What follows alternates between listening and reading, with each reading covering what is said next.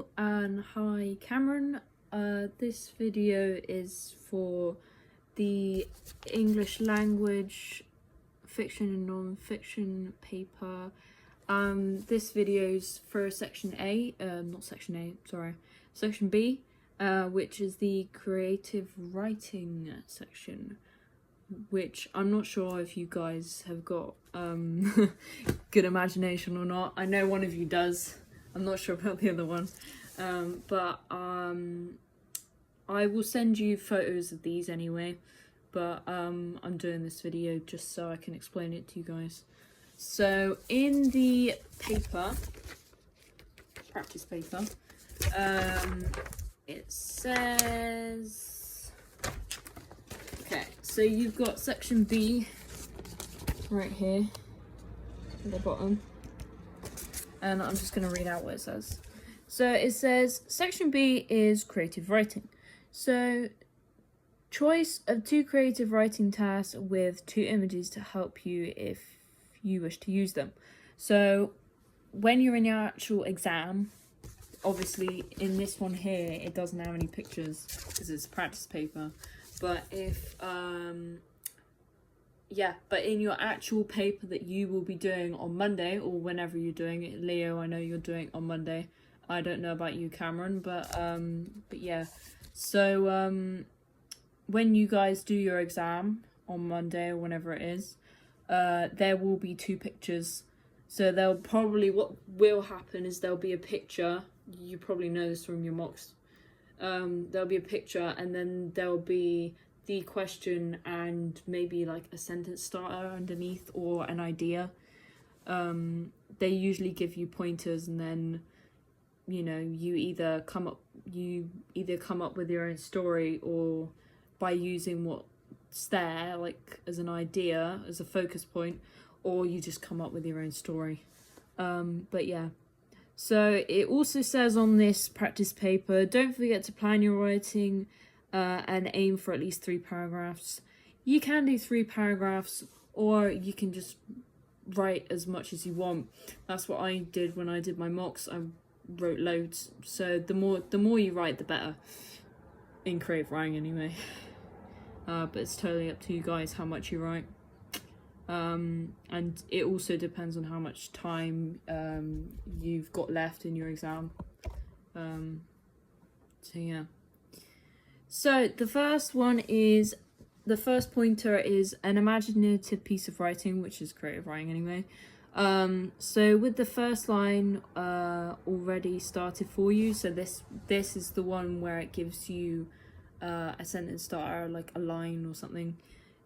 So this example is, I sat there in silence, unsure whether to stay or go. So you could use that, and you could then plan your piece that you're going to write for your creative writing. So that's option 1, at least in this paper. Option 2 is write about a time when you or someone did something. So your response can be real, so it can be based off something that's maybe happened to you in your life, or it can be imagined. So you may wish to base your piece of writing on one of the images, so there will be an image there maybe that will be in the paper that you guys do. So Leo on Monday, and Cameron, I don't know when yours is. I don't know if it's on Monday as well, but yeah. So by reading those, I've given you guys, and I will send you pictures of all of this. I've used those things, and I've written some little starters. I will show you now. You know what? I'll just read it because I can't turn the camera around, which sucks. Okay, so option 1, which was using the sentence starter, which was there. This one here. I sat there in silence, unsure whether to stay or go. I was at a crossroad. A choice had to be made. Do I keep running, or do I willingly hand myself in and go quietly? Maya was an FBI agent. She'd been on the force since she was 20. She was now 33 and still going. She had been tracking a woman for the last 5 years who had a record for battery, destruction of property, and murder. This woman was highly dangerous and out in the open, loose and on the run. Maya and her team had finally tracked her to her house where they were planning on making an arrest. So that's just a basic short example that you guys can use for your exam if you want, if you can't think of any ideas of your own. So that's your option for using the sentence starter. Obviously you might not be able to use this, what I've just told you or read out in your exam on Monday or whenever it is, because obviously it'll be a whole different paper. So the example sentence starter that you will get might not necessarily be the one that has been in this practice paper. It probably won't be actually, but that's just an example of how you can use it. So option 2 was in the practice paper, write about a time when you or someone you know did something, so whatever. So this can be like based off something that's actually happened to you, so something that's personal, or that's something that's happened during your life, or it can be imagined. So I've based this off not my life, but something I've heard about from someone else. So I'm going to read this now. A long time ago, there was a woman who was pushed into an arranged marriage. Her husband was approved by her family as a good person, but after they were married for a while, he became abusive. He ended up giving her serious injuries, some which left scars, and some that needed a hospital visit.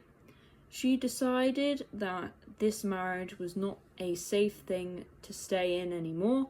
She knew if she stayed, she would be killed by her husband, possibly. She wanted to get out and leave her country, her family, and her abusive husband, and create a new life for herself. So she came to England to start her new independent and single life.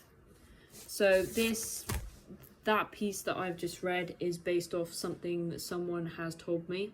Obviously, I've not used names or anything. So that conversation between me and that person's been kept in confidence, because obviously it was surreal for them to go through, so I've kept it confidential. I'm telling that person's story, but I'm not telling their story with their name in it. So I'm still keeping their confidence even though I'm telling their story. I'm just not using their name. So yeah, that is the example. Sorry for the background noise. That is the examples for section B. I will be doing another video for you guys later for section A. I've not managed to finish section A yet, so I'm gonna get on that now, and I will send it to you both once it's done. So I really hope this helps you guys revise for Monday, because I know how stressful these exams are. Even though I didn't do my GCSE exams, I found my mock exams really stressful. So I hope that this helps you guys. Bye.